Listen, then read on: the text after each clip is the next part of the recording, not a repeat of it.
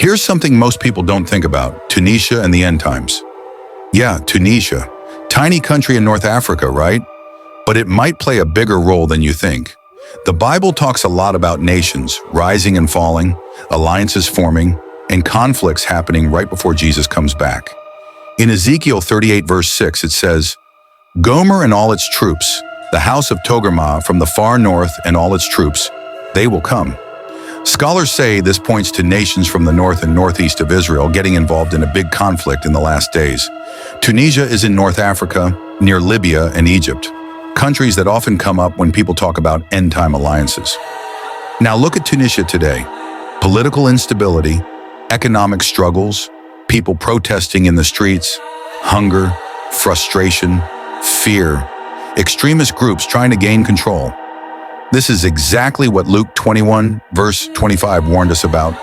There will be signs in the sun, moon, and stars. On the earth, nations will be in anguish and perplexity. Tunisia is showing us a snapshot of the chaos that will be happening all around the world in the last days. But here's the thing. Tunisia isn't just about politics. It's about people's hearts. The Bible talks about nations, yes, but also about how humans respond. In chaotic times, people look for leaders, some false, some dangerous. Tunisia's mix of religions, ideologies, and political struggles makes it a place where people can either turn toward God or chase false hope. And don't forget, smaller nations still play roles in God's plan. Tunisia may not be the biggest country, but it could influence bigger conflicts near Israel. North African countries could form alliances, take sides, or become part of larger conflicts that the Bible predicts.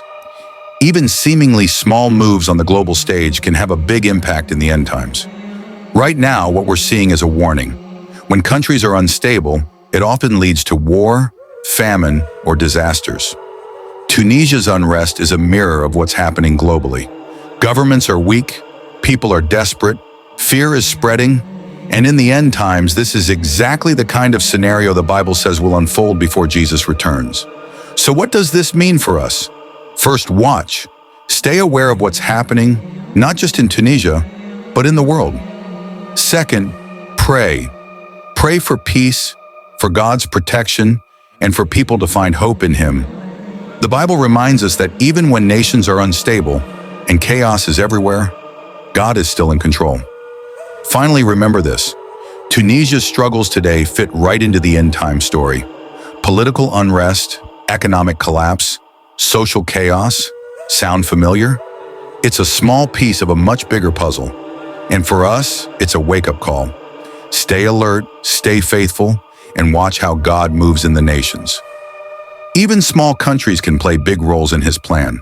So yeah, Tunisia may seem small, but the Bible shows us that in the last days, every nation matters. Chaos, conflict, and confusion are signs. And as we watch these events unfold, we get a glimpse of what the end times might really look like.